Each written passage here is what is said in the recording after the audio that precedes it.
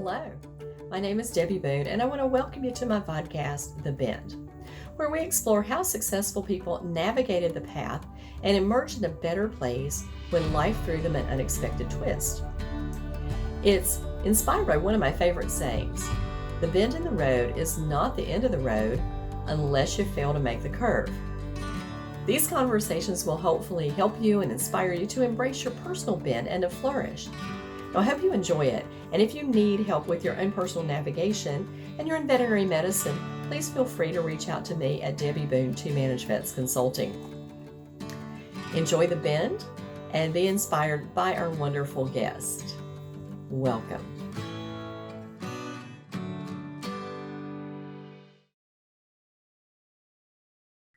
Hello, everyone. Welcome to today's episode of The Bend. I have just been having a really good time with my guest, Dr. Katie Berlin. And Katie and I, she likes to tell people we met in a bar, which is true. But we were at a conference that Andy Work was putting off. And of course, if you go to any conference that Andy's involved in, you're going to spend some time in a bar. But Katie has spent 12 years in a small animal practice. She's been an associate veterinarian, developing a special interest in pain management, preventive care, senior pet care, and acupuncture. She's a group fitness instructor, certified running coach, and a creator of the Vet Reset podcast, where she talks to colleagues both in and outside of the veterinary field about mental and physical wellness, career diversity, and how they're finding a sustainable path to happiness in work and life. She now works full-time, and this is her new bend in the road, as AHA's veterinary content strategist. So, Katie, welcome to The Bend. Thank you, Debbie. I'm so excited to be here. Yeah, well, after your little bend in the road that didn't bend yesterday, I'm glad you were here. Katie was just telling me that she has a very cool bike that doesn't like to turn. And yeah, she had a little accident yesterday. So we're very glad that she's only a little sore, but not bruised. And at least on the parts that we can not see. on my face anyway. Yes. Yeah. So, Katie, I always like to tell the origin story. How did you get started in vet med? Well, I was one of those kids that always wanted to be a vet. Well, first I wanted to be an astronaut. When I was 6, I told everyone I wanted to be an astronaut. And then I wanted to be a librarian, because I'm going to date myself here, but they had those like barcode reader pens that they would scan the barcodes with, and then they had the rubber stampers that would stamp the date that you had to return the book, on the little card. And so I always wanted to be a librarian so I could do that and then spend my day around books. I since realized they've done a lot more than that. But at the time, I thought that would be a really cool job. And I used to pretend to do that. But then I wanted to be a vet. And I did an externship, at a horse vet and a small animal clinic when I was a senior in high school. And then I got to college, and freshman year bio just totally kicked my butt. I mean, it was a weed out class for sure. And it weeded me right out. And I actually switched tracks and thought maybe I don't want to do this anymore, because maybe I'm not cut out for it. And I was an art history major instead, which was super fun and no regrets. But eventually realized I was a little bit, I wasn't feeling challenged in the right ways working in an art museum, and decided to go back to school. So then I had to take all those science classes that I skipped anyway, including freshman bio again, but it went much better the second time. Yes. Sometimes you're just better prepared for it the next time you take it. Exactly. I was a lot more focused. Yeah. So. I went to state in pre-vet, and I think our weed out class was comparative anatomy.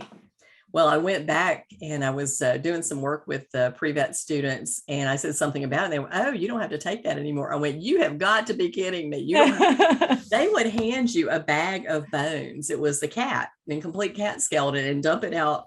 And that was your test. That was your exam. You had to put the cat back together and name all the bones." And I went, "I don't think so. This is why I'm not a veterinarian today." I mean, that sounds really scary. That and microbiology, 2 of them. Although microbiology was kind of fun, but very hard. So there's that. Yeah, microbiology was hard. Yeah. So tell us about, some of your experiences in life, how life threw you a curveball, because like I said, I did meet you at Andy's conference, and You were going to teach a Baliacs class that morning, and I thought, man, that's pretty cool. And if I'd had the ambition to get up and do it, I would have, but I didn't. So It was really early. I think it was yeah, like 6 a.m. or it something. was. Yeah. Yeah. I mean, I've had a lot of bends in the road, I guess. When I was in high school, my mom passed away, and that she was 47. I'm 44 now. Mm, And I think that just really made an impression on me that I need to explore something if my heart says go for it, and that I don't have a lot of time to waste if I'm not happy where I am. And I've been lucky enough to be able to do that in life, with a lot of support from friends and family. So, I realize that's a place of privilege that not everybody has, but I've definitely sort of taken it to heart that you can change your circumstances if you're not happy. So, I think the first bend was realizing that vet med was still there, and it was just waiting, and it was never going to be boring. I was pretty bored in the art true. museum, I'm not going to lie. Yeah. And I just felt like what I was doing didn't matter all that much, and it didn't change all that much. And veterinary medicine, of course, I think it's the opposite. It's changing all the time, and you can make such an impact even in one small appointment on someone's life. So I definitely don't have any regrets about going back to school and doing that, but I did burn out pretty fast as an associate vet. I just didn't, working full time as an associate, I just felt really beaten down and kind of, is this all there is? And I knew I didn't really want to own a practice. That just didn't seem like, I like to dabble and try different things. And as a practice owner, I knew I wasn't going to have the freedom to do that as much. So I just kind of stuck. And then I think it was 2015. I was just thinking about this morning, actually. I went to NAVC, which is now VMX, and I heard Andy Rourke speak for the first time there. And I got on Twitter and discovered a whole network of vet professionals, like Danielle Lambert, I think was the first one to reply to one of my tweets at NAVC. And I just realized there were a whole lot of people out there who were trying to make it better and make it different. And that I also wasn't the only one who was feeling stuck. Like far from the only one who was feeling Yeah. stuck. Oh yeah. Oh yeah. And that same NAVC, I went to a lot of lectures that really inspired me. And I think that conference is kind of the sea change, that I needed to go home and start thinking differently. And, truthfully, I think everything really changed when I sat on the couch one day and I wrote an article. I wrote a blog post. It was just like what I was thinking in my heart.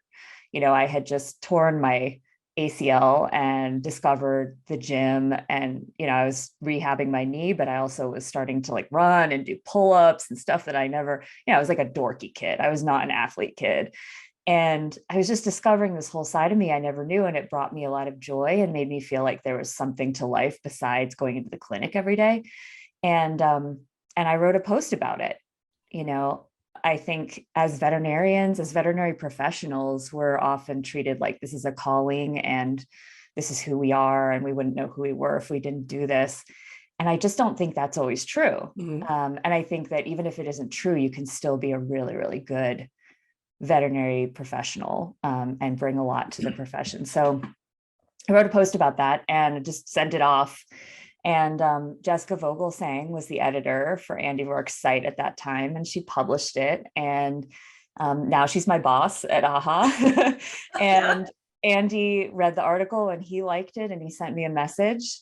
I always say Andy Rourke slid into my DMs on Twitter, and he said, "I really like your writing. I hope you'll do more." And so I did. And we kind of have stayed in touch through the years. And when he started the Uncharted conference, I was on that list that he sent an email to right when it started. And Uncharted has absolutely changed my life personally and professionally.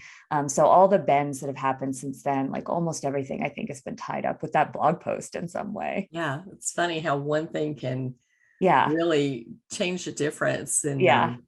And then everything falls from that, right?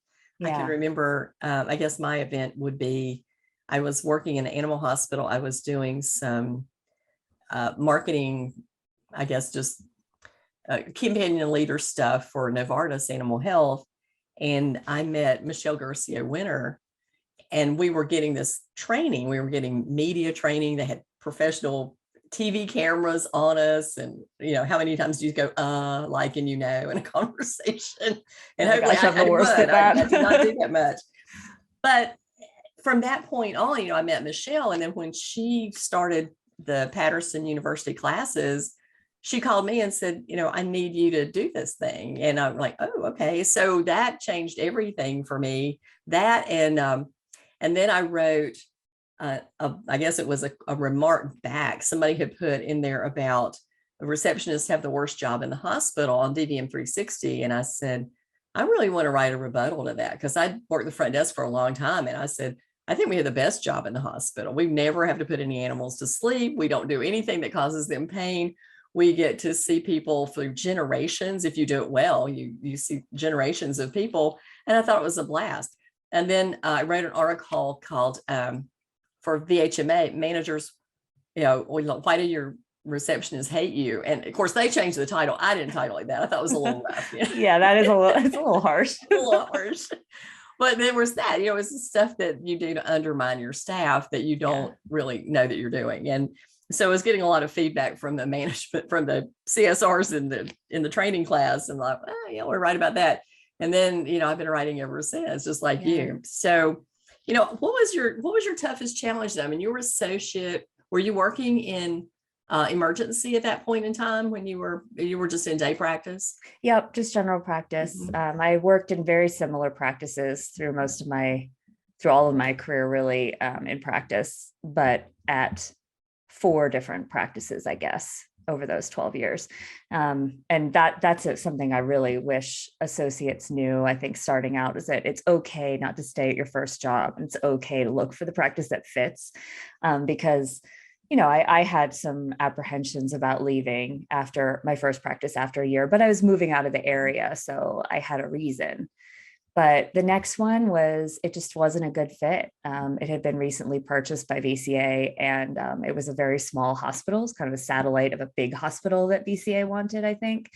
And the transition was really hard. And I think they're doing much better now, but at that time, it was just very difficult transition for the clients and the team. And I was still, brand new grad, and it just wasn't. I worked with some great people, but it just wasn't a good fit. And then I stayed at my next practice for 6 years. And that one, I really built up some great relationships with the team, and especially the other vets there. We just got along really well, and still friends with them now, and some clients that I still really miss. So, and then my last practice was fear-free and AHA accredited. And it was the technicians in that place, oh my gosh, it was, they were given so much autonomy to do what technicians could do. And I loved that. And it would be very hard now, if I were to go back to practice, to go to a place that wasn't like that. Yeah. Well, our goal is that all places are like that, because, that's the way it's supposed to be. Those talented people should be leveraged and let. Oh gosh, they're amazing. Yeah. I can remember going into a big specialty hospital up in Roanoke, Virginia, and watching these technicians do chemotherapy and drug dose calculations. And I thought, gosh, why don't doctors use these people like they're supposed to be used? This is my big gripe. But I really believe until we start training the technicians and the veterinarians side by side in the teaching hospitals, it's like trying to teach people to partner in a dance and they're in 2 different buildings. You got to, it's a dance that you do together. And until you know the steps well, you're going to struggle with that. So I think there's a lot of the teaching in the teaching hospitals that teaches veterinarians to do technician work. Yeah, for sure. Mm-hmm. And I mean, it's not like we don't need to know how to draw blood, but definitely, I don't know that we were taught. I think anesthesia, one of the reasons I love my anesthesia rotations in school was because the technicians ran that place, and they were constantly checking on you, and they were hard on you if you were slacking. And I did 2 of those, and I loved them so much that I did my senior project on anesthesia. And, I still love it. And I feel like that's a prime example of how different it can be, even within the same hospital, because other services, I don't feel like we were taught to rely on and trust the technicians in the same way. And that sets a precedent for the rest of your practice life, you know? Yeah. Now, when you obviously leaving a job is hard, and I've done that a couple of times, but tell me, what was like your hardest bend in the road? What was the greatest challenge, and what were you afraid of when you were making changes? That's a tough one. I mean, I think new things are always a little scary. If they're not scary, then either it's probably not the right new thing, or you should have done it a long time ago. Kind of how I feel about that. Like, it should be a little bit scary because it means you're challenging yourself and taking on something you can't see the bottom of quite. And I think that's really important in life. But I think the hardest transition probably was, it didn't seem hard at the time, but looking back on it, I think I didn't give it enough credit, was leaving that practice where I was for 6 years, and I built those relationships, and then moving to another practice. And I did it because I was looking to grow in ways that practice didn't really want an associate to grow. And that's fine. That was the way that practice was run. And it was just, you know, since I was an owner, it was just time to leave and try something new. And Shiloh, the place I went, was looking for somebody who wanted to do the things I wanted to do. So it was the right move, but it was hard. And I think because I already was feeling a little bit, I didn't want to admit it at the time, that I was still burned out, even though I wasn't, you know, spending 50 hours a week at work. I think that made it difficult because I was moving to a new place where I wanted to prove myself, but I also felt like I didn't want to be there all the time. And when you're a new associate, you kind of just like, I feel like you just throw yourself in and you're there all the time. And so I felt like a little pull in two directions when I did that. And there were some times, I think, where I came in knowing what kind of balance I wanted, and that I wanted very clear boundaries between work and life. And I didn't want to be coming in on my day off to check on patients. That's why you have a multi-doctor practice. You don't have to do that.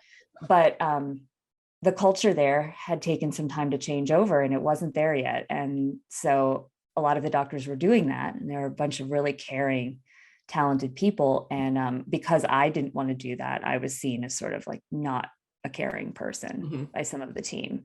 That was really hard, because we all know that's like the worst possible thing you can tell somebody who works in this field. Oh, absolutely. That's what crushes us when the clients say it's only about exactly. the money. Like, gee, you want to see my paycheck? I can prove to you it's not. Right, exactly. And I feel like that was a wake-up call for me, because then I thought, well, we don't just need to change clients' perceptions of us. We need to work on not being our own worst enemies within the team. So it was honestly good that it happened. It made me look inside a lot and see what was really important, but it was hard at the time.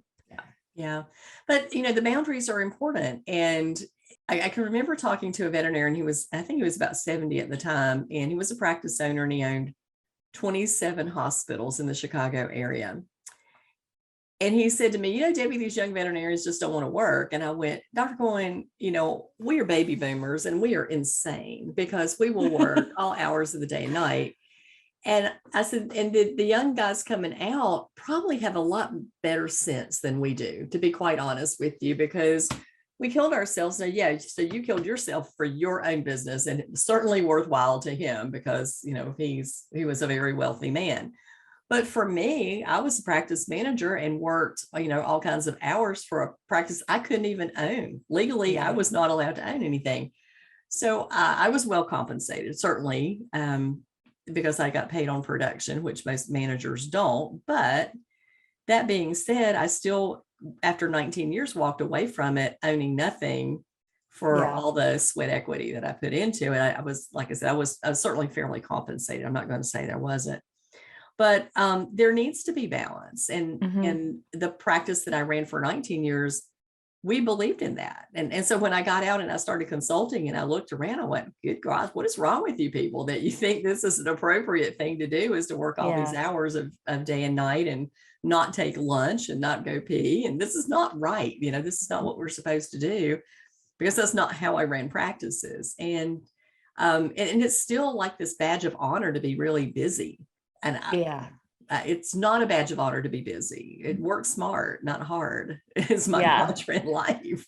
Yeah, Yeah. I totally agree. And I mean, even now, I work 100% remote for AHA, and we will, I will work myself, into a 12-hour day without breaks if I'm not careful, Mhm. because it doesn't feel like the time is passing the same way it does when you're staring at the clock in appointment after appointment. Mhm. And you're like, okay, I got to get out and get into the next room. And the little clock is ticking, there's nobody timing me now unless I'm in a meeting, which I'm in a lot of meetings, Yeah.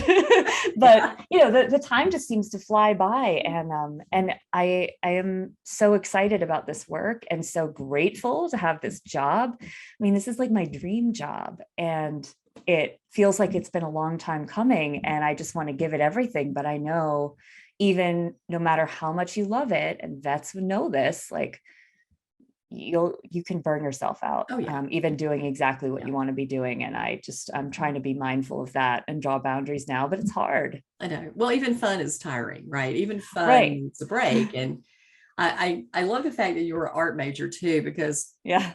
back in the day when I had free time in a studio, I used to paint. And I think it's really good that you have right brain and left brain duties all day long, so that you Yeah. can exercise both sides of your mind. And creativity plays a big role in medicine, trying to figure out the pieces of the puzzle. And, I'm certainly not a diagnostician, but one of the fun things that I used to do, because I had been in it and immersed in it so long, was try to figure out a diagnosis from listening to the client over the phone. And I loved it when I was right. And I was right a lot, right? Because I've been doing it so long. Yeah. But these are the creative parts of our work that we should learn to enjoy. But, also marketing and the creative, the podcast that you started, and the writing is also part of our creativity. And even if it's just like the side gig, everybody needs a side gig for fun and to engage the part of their brain that they're not using at work, Yeah. just to have balance in your life. It's not, I don't believe in work-life balance. I think that's total BS. I think there's an integration there, and that sometimes the seesaw is up one side and sometimes it's down the other side. And that we should look at life that way, because there's going to be some times when life gets hard and there's a lot of stuff going on and you really don't have any choice but to hit it, 50, 60 hours a week. But then you need the break, and then you make the break after that and go, no, it's time for 4 days off, or I'm going to take a break, vacation. I'm going to say no to some people. That's hard to learn too. It's too graceful. No. Yes, it is really hard. It is. Like, we just moved to Colorado. My now fiance and I just moved to Colorado as of yesterday. Yes, show off the ring. There it is. Just moved to Colorado about 6 weeks ago, and from Pennsylvania. And we've been kind of like overdosing on all the stuff there is to do here. Like, we moved here to live life.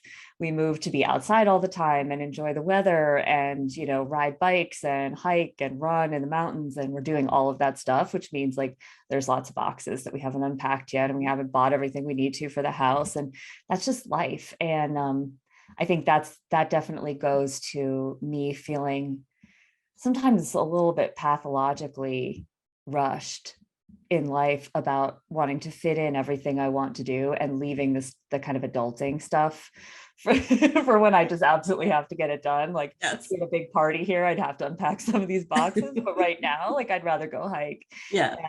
And I just feel like, if I could have talked to my mom at age 45, I think she would have said, leave the boxes and go outside. And go outside. Yeah. Yeah. That's what I'm trying to keep in mind, that I agree with you. There's no balance. It's about whatever balance works for you as an individual, just making sure that you don't let it go too far without tipping that scale. Exactly. Well, we don't want people to feel guilty about not having even their life out. Exactly. And we have so many high compliance personalities in veterinary medicine, those perfectionists. They go, oh no, I spent too many hours doing this. Now I have to balance it off with this many hours of that.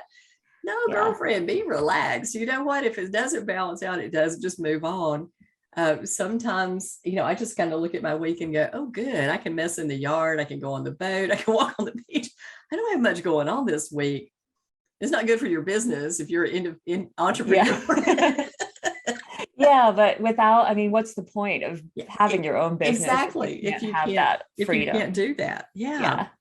Yeah. So you just made a big move. I mean, this really was a big Yeah. move from Pennsylvania to This was definitely a Colorado. bend. Yeah. A big bend. Tell us a little bit about the decision making in that. I mean, did it come out of the blue? I mean, I knew Jessica, and of course I knew Jessica, so I'm speaking at Connexia again this year. Why? Yes. Yay. Yay! Yeah.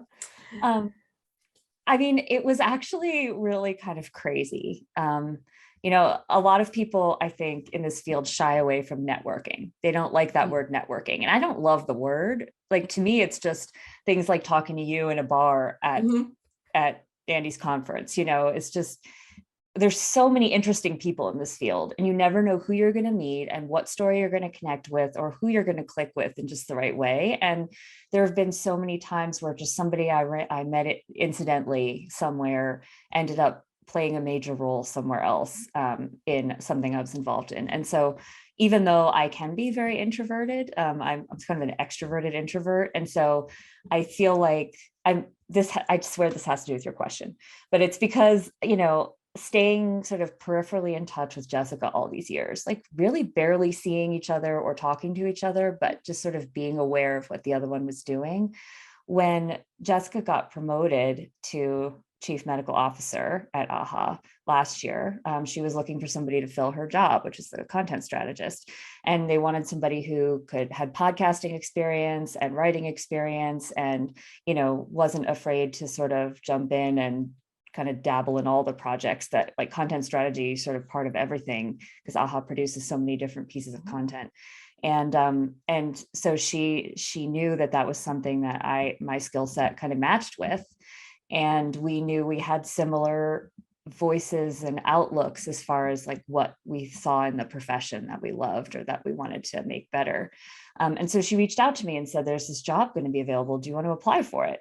The day that I got that message from her, I was actually, my phone was not on my person at that time, which is unusual. I was in the basement at the vet clinic where I was working in my boss's office, giving him my notice because we had just decided that we were going to move to Colorado. Oh my and gosh. I didn't have a job. I had a job. I was working for Brief Media, and it was a wonderful job. Mm-hmm. And I thought they probably could give me a few more hours, but also I was thinking I could just work relief when we got out here because everybody needs vets. Everybody needs help. You're right. Yeah. So I was thinking, it would work out. And my partner is 100% remote. And we were like, you know what, we're just going to do it because we've wanted to do this. I've wanted to live here my whole life. And then when I came up from his office that day, having given him the news, and I found the message from her, I just was like, this cannot be a coincidence. That's right. That is divine intervention right there. Yeah, because AHA is based, I just realized I should probably mention that, but AHA is based in Denver. I don't have to go into the office, but my entire time, 2 years working at Brief, I didn't meet any of my coworkers because they were in Tulsa and it was the pandemic. So I didn't meet any of them until Western after I'd already left. And I really didn't want that again if I could help it. And so just the fact that I could be half an hour from the AHA office and go in and see people and go to lunch or meetings in person, like work events, it was really nice. So it was a good change, but really ultimately the decision to move was like a hard one because we just wanted to do it. Oh man, that's very cool. That is very cool. So tell me what you consider to be your biggest career mistake. Well, mistake as far as like I took the wrong bend in the road kind of thing. Yeah. I don't know that I would call them mistakes.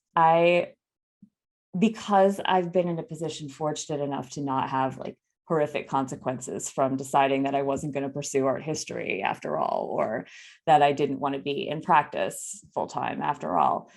I don't feel like any of those were big mistakes. The right thing came along to catch me. I definitely have made some grievous errors. Like the most notorious is a cat named Kush. He was a Himalayan cat, and he was flying to Australia. This is absolutely probably not what you meant, but I will remember this cat until I die. And this is a lesson to any veterinary associate listening, is this cat was flying to Australia. And so he was getting his rabies titer done and everything, and the paperwork is like so strict. Oh yeah. If they don't have the microchip number and all the timing and all the paperwork filled out, they ain't letting that cat into Australia.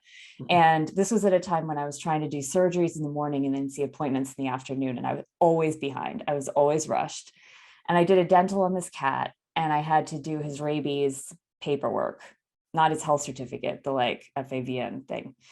And I was running so late that instead of scanning him with the microchip scanner, I wrote down the microchip that was in his paperwork in the chart onto the rabies paperwork. And it was not his microchip number. Ooh. It was the wrong one was written in the chart.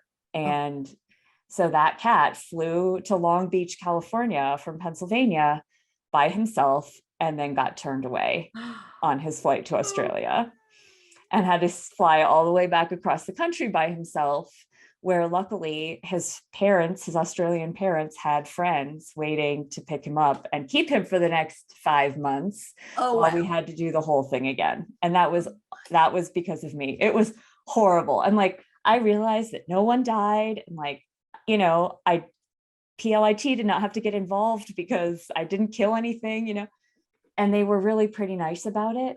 But man, like just the thought of that cat flying back and forth across the country by himself and then being separated from his family for like 6 months. Oh my gosh. I will forever count that as one of my biggest mistakes, because it was such an easy thing to do and such an easy thing to prevent. And it was completely my fault. So always scan the cat yourself is always the moral of that story. Yes. And double check what you wrote in the record. This exactly. Yeah. Double check that. That's the other thing too. Sometimes it seems like something that is so minor that it doesn't make any difference snowballs into something that becomes ridiculous. And I think a lot of times I look at board complaints, and it's this little shortcut that you took by not communicating well with the client, or not making the call back because you were up to your elbows in alligators, that sets them off. And then you have so much time involved in dealing with the defense and the client and the upset and the bad, it just goes on and on and on. So take the time, just really take the time, double check, make sure you're right. Good, excellent lesson. It's a tough too, because I'm a big picture person. I'm not a details person. So I feel like that is a situation where details people could be really helpul. It's like double check your work. Double check everything. Pretty much no one who's not a details person should be doing health certificates, as far as I'm concerned. Exactly. Because that is tedious, really tedious. It's so tedious. But I feel like Andy Rourke actually wrote an article about this that I've never forgotten too. It was about how that one conversation, the one time you don't have it, could mean everything to somebody who you didn't have it with, like the heartworm prevention conversation. You skip it that one time and that owner goes home and doesn't give it, and that dog gets heartworm. Like, we have that responsibility. We can give them the information and they might not use it, but if we don't have the conversation, that's on us. And that kind of pressure is part of the reason I think why practice can be so stressful. Like, Kush didn't die. The dog's probably not going to get heartworm, but knowing that every one of those little decisions we make every day can carry that much weight is so tiring. It's so exhausting over a period of years. Well, that, going back to just the reason that we have SOPs is for this. Yeah. And I'm a huge list fan. I have two favorite things in life, and that's list and label makers, because I love things that are organized in like little boxes that you put stuff in. That makes me very happy. But those are the kind of things that we don't miss stuff, because you're right. We had a dog that came into our practice that was, like a year and a half old. And when we talked about heartworm preventative, it had been in another veterinarian. The client goes, I've never heard about this. Somehow in all those and it had been every time it had been on its puppy vaccine visits, it had gone exactly on time. It just got skipped. So it's important that we have a plan and we go through this checklist because Yeah. our mind can only remember about a list of 10 things. This is why we make grocery list, right? Every time you go to the grocery list, my husband's like, why do you make a list? I said, because I don't want 5 bottles of olive oil because that's what I have right now, right? That's what I do that too. Yeah. The lists are important. For me, it's contact solution. Like Okay. I used to tease my dad about buying multiples of everything. And then one day I teased him and I went home and I looked in my bathroom closet and I had 6 bottles of contact solution in there. And I was like, the apple does not fall far. Well, Mike and I we had a vacation home at the beach and we moved to our vacation house. So now we have like 4 leaf blowers and 2 lawnmowers. And then like really, I had 5 bottles of olive oil because it overbought in both locations. And we've been here 4 years. I'm just now working my way through all the olive oil and salt. I'm like salt, at least salt doesn't go bad. Yeah. There's a reason that lists keep you organized, and I'm not very good at it in my personal life, not as good as I'd like to be in it, but in a practice, you got to have some lists. There's too many moving parts to not have lists. For sure. And know what's going on there. Yeah. You mentioned the value of networking in helping you achieve your goals and getting to where you are. But let's talk a little bit about like some other networking that you find, helpful for you. And how do you said you just kind of touched base with Jessica, and you and I, we just like randomly would touch base in Facebook stuff, How do you maintain connections with people? I mean, I wish I were better at maintaining connections with certain people, of course. And sometimes it's the people that you're closest to. You kind of take them for granted, they might not post on Facebook that much. And so suddenly you realize you haven't talked to them in a long time, or they do post all the time. And so you feel like you know everything that's going on with them, but you haven't had a phone call in 100 years. And so I think it just varies. We all have seasons of life where we're really good at keeping in touch. We want to call people all the time or text them all the time because some of us hate the phone. I do think social media makes it so easy now. But I am also a person who I've taken it very much to heart that being vulnerable and open about and sort of authentic about the things that I'm struggling with has only ever served me. It's only ever brought me closer to people and to people who I really want to know. The people that aren't interested in that or that don't like that person that you show yourself to be, like, why would you want to really get to know them anyway? And so I think that's been a key, honestly, is even if I'm not up to calling someone or we're not sending text messages, we don't even have each other's phone number, just seeing who someone is on a page and connecting with that and knowing that they see who I am and connect with that. There's something really powerful about that. And for that reason, I am a huge social media fan, even for all its faults. I love Facebook. And as an ex-ennial, I am comfortable in loving Facebook and wearing my skinny jeans.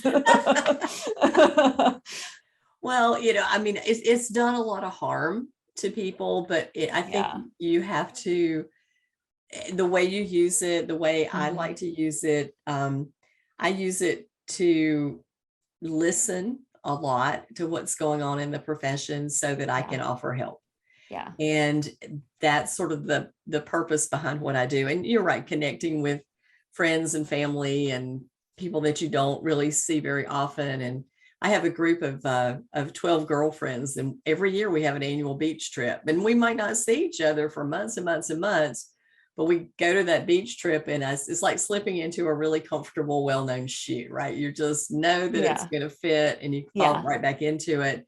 But we do kind of keep in touch of what's going on through social media that way. I think when we start doing comparisons is when social media gets to be nasty. And for sure.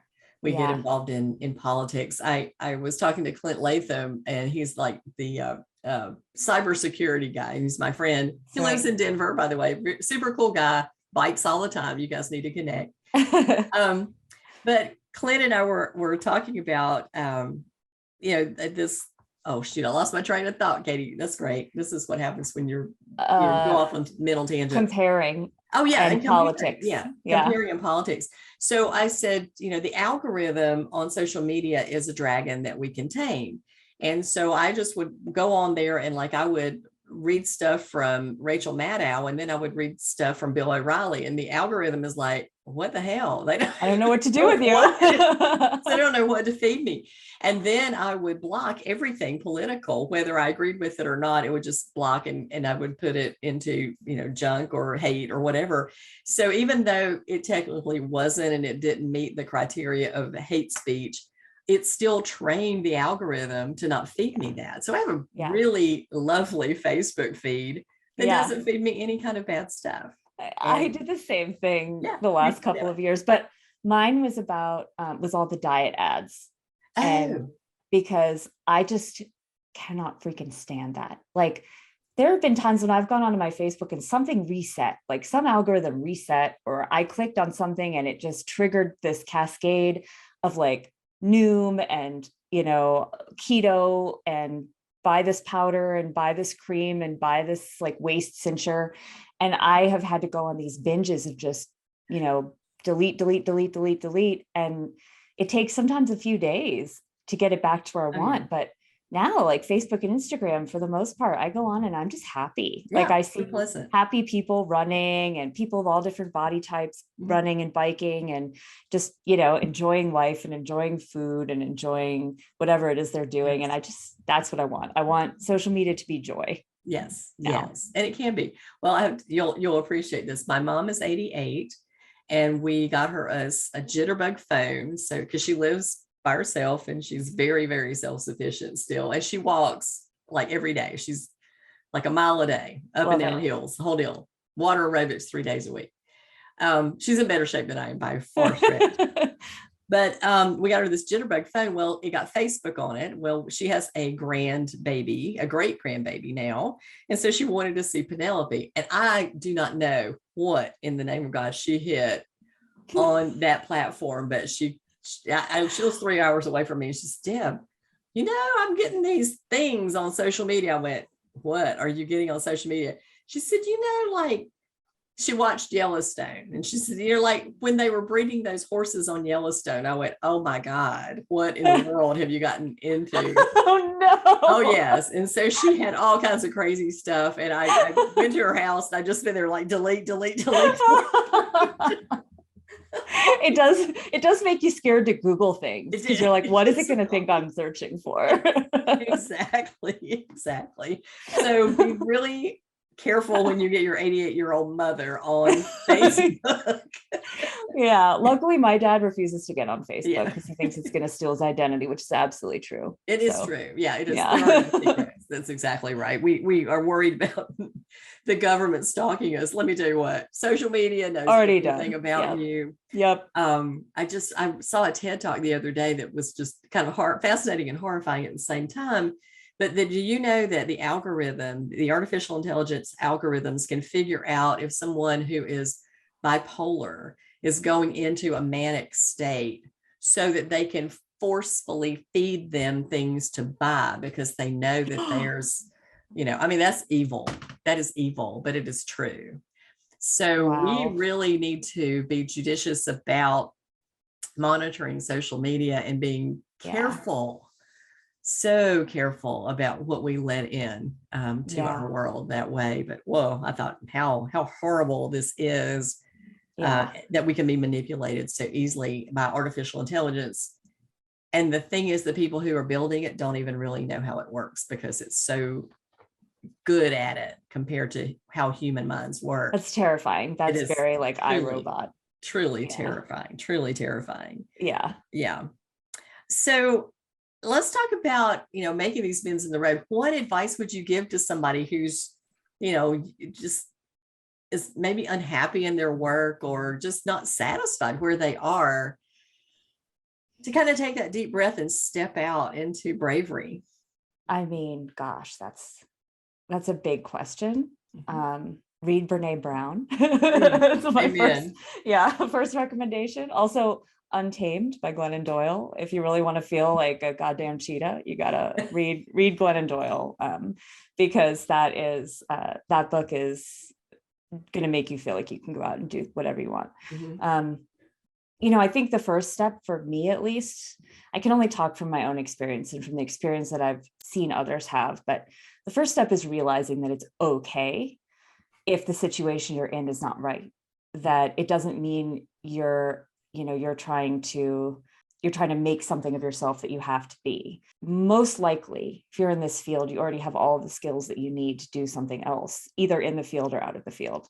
And I think it's a mistake to think that just because we've spent our lives achieving that DVM or that, VTS, even, like, you could spend so much time working towards credentials, and then you get to the other side and you're like, this isn't what I thought it would be at all. Or 2 years in and you just feel like you've had enough. I think it's really important to realize that that doesn't make you a failure, because that knowledge is still really useful. So if you want to stay in the field, but you don't want to be doing the same clinical work you've been doing or in the same environment you're in, that's where networking and social media and job boards, there are a few groups. I think there's a couple of Facebook groups that are focused on helping veterinarians and veterinary professionals find work outside of clinical practice if they want it. Reach out to friends. Don't be ashamed to say, I don't think this is for me, but I still really want to help people in vet med. What can I do? Mm-hmm. And like, I just met Charisse Roth. Have you met her?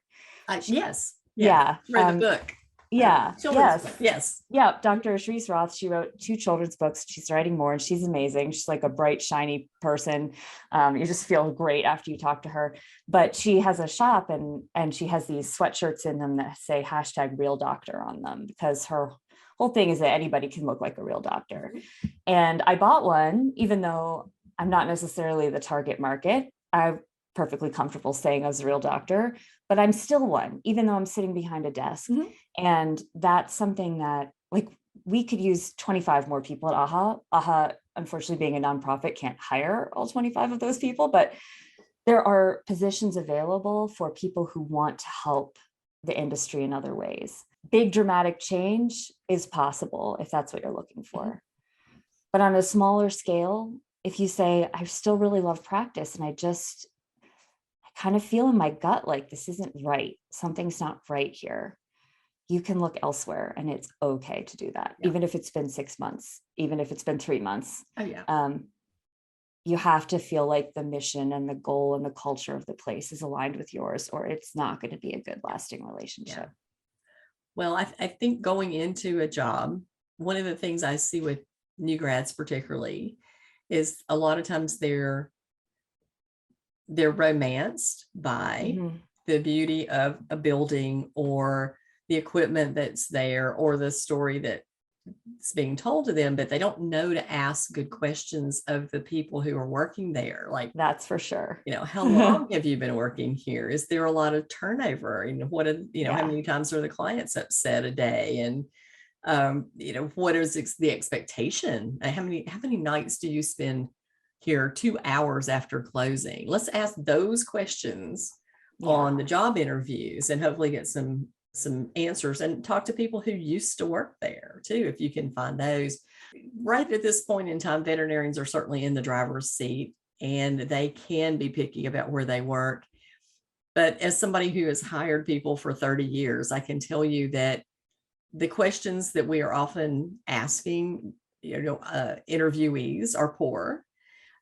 Most hiring managers spend about 5 minutes. They look down and go, oh shit, she's coming in. I got to go find her resume, and I got to talk to, and I've been guilty of it. I totally get it.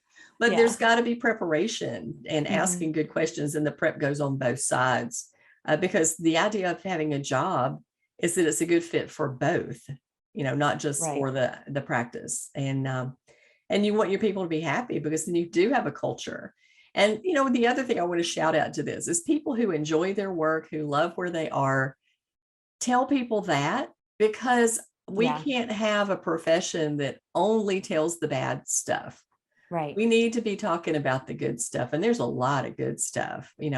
I've been doing it since 1985 and I wouldn't do anything else. I think it's the best thing in the world. But I mean, I'm on the periphery of it now, but for 23 years, I was in a practice every day. Yeah. and sometimes in the night because I ran a 24-hour hospital. But Yeah.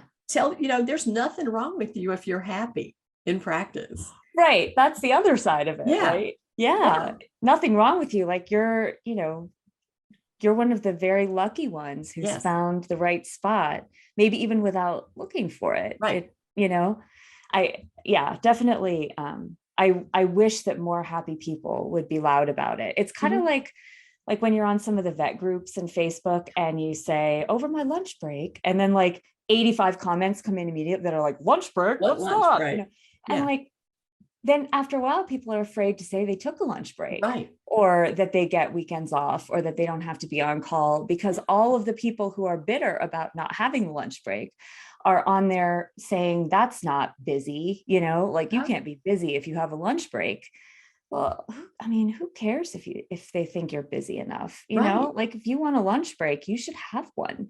You know, We are adults, and if we don't get a prize for like the fewest lunch breaks in you know, life. busy is not a badge of honor. No. Busy is foolish time Yeah. management. Yeah. And I'm about control. And you have two ways to control your practice, and that is your appointment book and the fees you charge.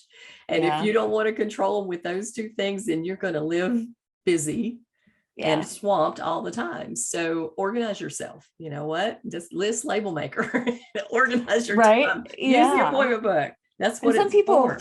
some people thrive on that kind of just like They one thing do. after another and no breaks. Like some people, I think that really gets them jazzed Yeah. up. Like I think there are a lot of people in ER that I've met who just thrive on kind of like that adrenaline of Oh, what's they're going to come in adrenaline next. junkies, Yeah. definitely for ER. Not me. Uh-uh. I'm not like that. I'm not like that ever. Like I ride my bike slowly, like I run slowly in a straight line Yeah. and still manage to hurt myself. Yes. So like that's never been me. And Yes. I think it's important to realize that if you're like that, doesn't mean everybody else on your team is like that. So Exactly you don't right. have to take a lunch break. But then if you don't take one and you're not setting the example, you have to be even more vocal about your team members being able to take theirs. Exactly. Exactly. Well, again, going back to it's scheduled.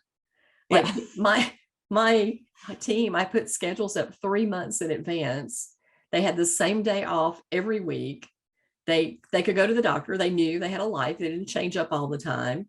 And they were scheduled lunches, an hour lunch every damn day. And Yeah. they took them. Yeah. And there's Makes no such a reason difference. for this not to be the norm. I mean, there's just no reason for it not to be the norm if you are managing your practice. If it's running you, well, then yeah, you can. It's a free for all, right? But it's not Right. supposed to be that way. It's Yeah. not. So let's find a fun fact about you, Katie. Do you have a secret talent, a favorite song? You are art major. Do you paint? What is your or what is? Are you artistic in other ways? I mean, I liked making art. I preferred studying other people's art, but I wasn't very good on my own. But I still love art. But I think honestly, the thing that you mentioned earlier, that when we met, I was going to be teaching a Bali X class in the morning. That's probably the thing that surprises people the most when I tell them that I do it. Is I'm not that you can't teach Bollywood dance fitness if you're not from an Indian background, but I am not. I am half Japanese and half Lithuanian Jew, and I freaking love Bollywood music. I don't know why. And there's just something about these Bali X is like Zumba sort of, but all Bollywood and Bhangra music. And it's a great workout, but mostly you just feel so joyful when you're doing it. I think the most joyful I ever feel is teaching Bali X. And I try to find joy a lot of places. So that's saying a lot. But I think that's the thing that surprises people most about me, especially people who knew me when I was a kid and I was super shy. Like, they can't imagine that could be me. You could be doing that. Yeah. Well, I think that's great. One of the things I think we talk about, wellness a lot, and we talk about mental health, and I don't think we talk about physical health, because in veterinary medicine, it's very physical, the work we do, but we're not training people to lift appropriately. We're not training them to protect their backs and their knees. We're not even buying something as simple as a rolling mechanics stool to let you get down animal height instead of lifting them up to do work on them. And to me, that seems foolish, because when you hurt physically, it's hard to be nice, right? Yeah. The pain Oh, manifests itself in oh, snarky remarks. And you know, yeah. because you've had back surgery and as I you was, said, yeah. you fell on your bike. And so, you know, we need to pay attention to the We do. entire body and not just so much. Yeah. It's not always mental. Sometimes it's manifested. There's a reason old people are grumpy, right? Because they hurt like hell all the time. Well, yeah, I mean, I definitely was a different person when my back was hurting. And that wasn't necessarily preventable. I've been doing a lot of stuff my entire life to help try to prevent back problems, but that just happened. Like I had a herniated disc and I was in terrible pain. And the team was amazing. You know, they were like making sure I didn't have any 2-year-old pit bull wellness appointments that were like leaping off the walls. And they made sure to stand in front of me if there was a happy dog in the treatment area. You know, they were really good, but it still is pretty hard. But the other thing I think we don't talk about that much is, until it's too late at least, is the connection between that mental and physical health.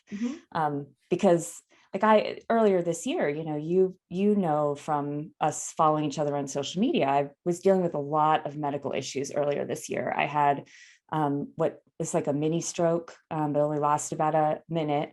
But my face drooped and I couldn't move my left arm. It was terrifying. And then I had this sort of numbness and weakness in my limbs that sort of has waxed and waned since then. And it's almost completely gone now, but not quite.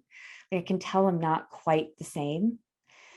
And it was terrifying. I mean, it was 4 incredibly scary months and it's not over and nobody can figure out why. And so the working hypothesis is that I stressed my nerves into totally freaking the hell out. And that is the diagnosis right now.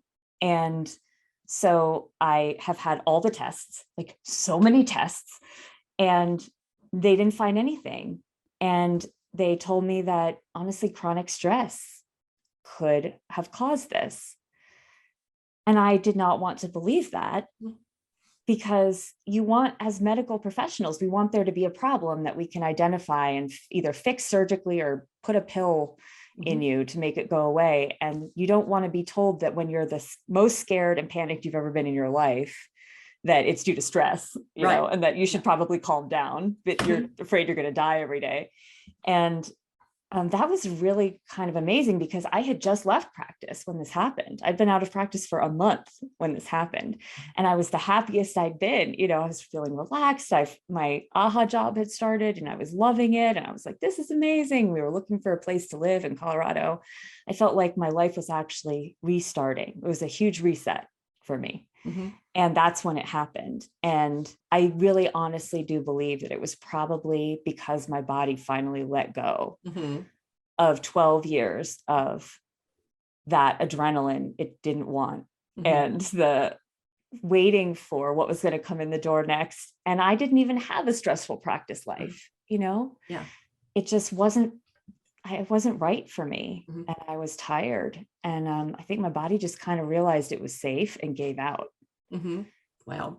It was nuts. So I think we don't talk about that enough, is that all the stuff we do that mentally we just tie ourselves up into a little knot, that is eventually going to have physical consequences. Oh yeah. Oh, absolutely.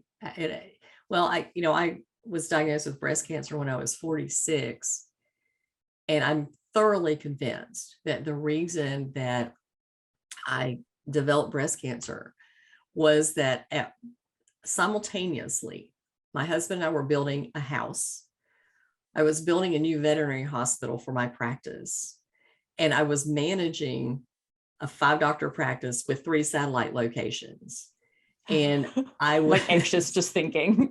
just thinking about it.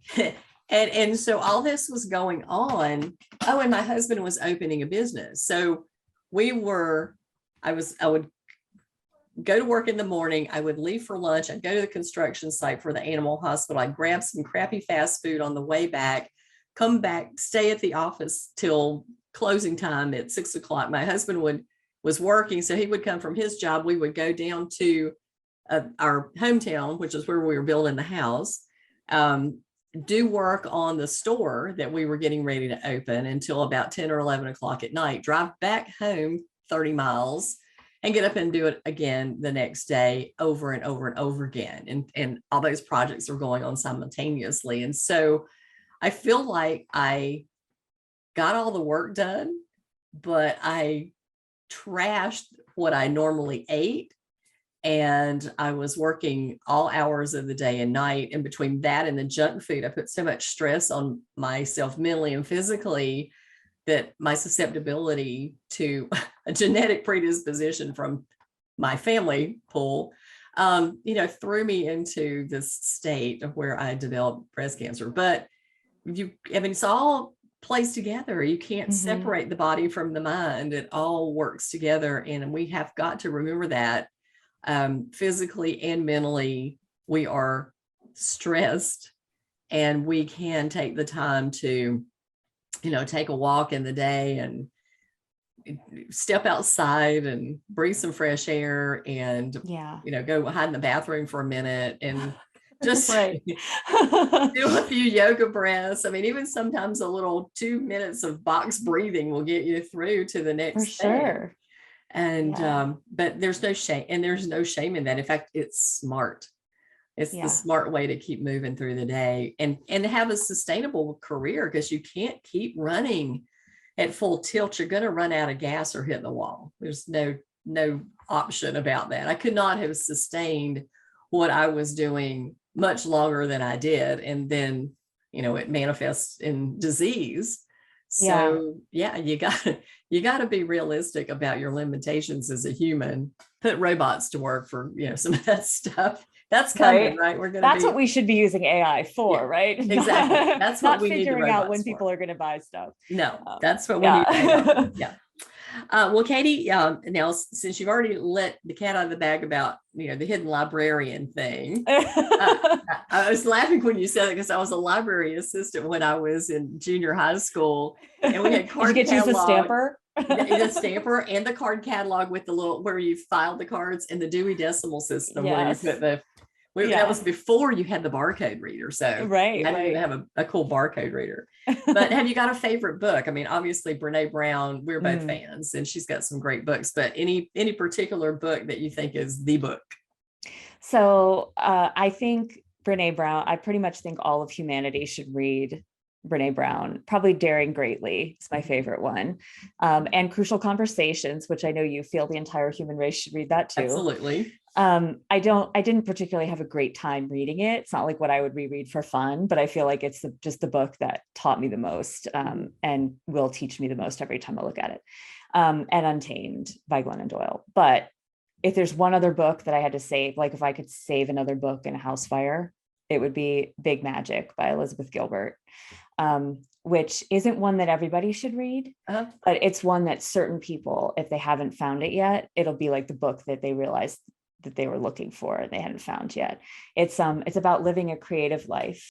She wrote it, basically talking about all the ways that you can live a creative life without necessarily forcing it to be your job. So like people who want to be artists or writers, but feel frustrated because they know they're not going to be able to make a living that way, ways that you can let that creativity bloom in your life without making it your career, which speaks to me for sure, because I thought I wanted to be a writer when I was in high school too. And I just, hadn't worked out, not yet anyway.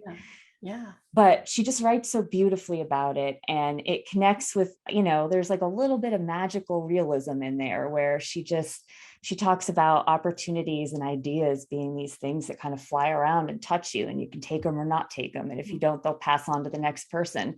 And that appeals to me a lot. It's just a really beautiful book. And she reads it herself on the audio version. She's a beautiful speaker. And so if there's anything, just a little seed of creativity, like germinating in you, it's just been kind of sitting there for a while, that's one I definitely would recommend. Oh, I love that. I've always, like we talked about, had a little side gig. I used to paint portraits of pets and people. Never have been one of those people who wants to paint a barn, that kind of stuff is not interesting to me. But crafting and sewing and making drapes and decorating the house, and I'll drag out a paintbrush in a heartbeat to change the color of a room, much to my husband's dismay. But I'm like, I think we need to paint this color. Like, no.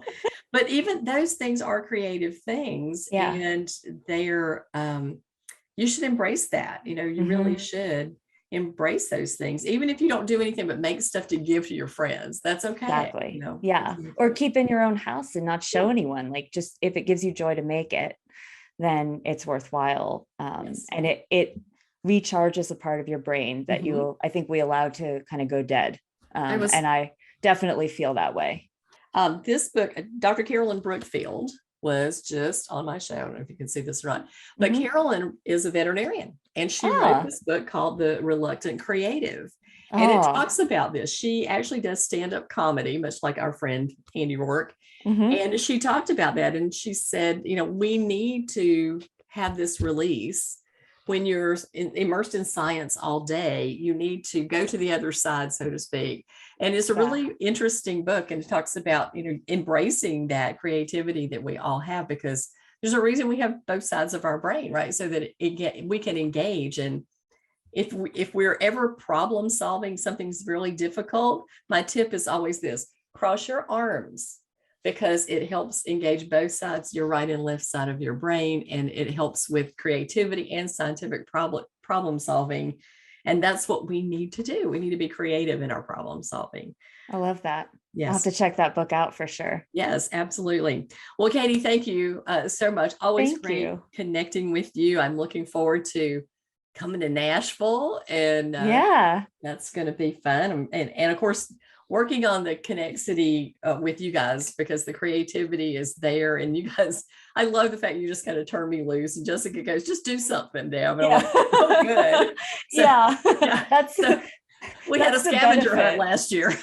Right. I mean, that's the benefit of having people come who we know, and, or who have been recommended by someone that we are close to, because we just know no matter what you do, it's going to be amazing. And it's going to be a really good time. And Nashville is so fun too. And food is really good. So I'm very excited. Yeah. I'll get to wear I have glittery fancy boots. So maybe I'll wear my glittery fancy boots when I see.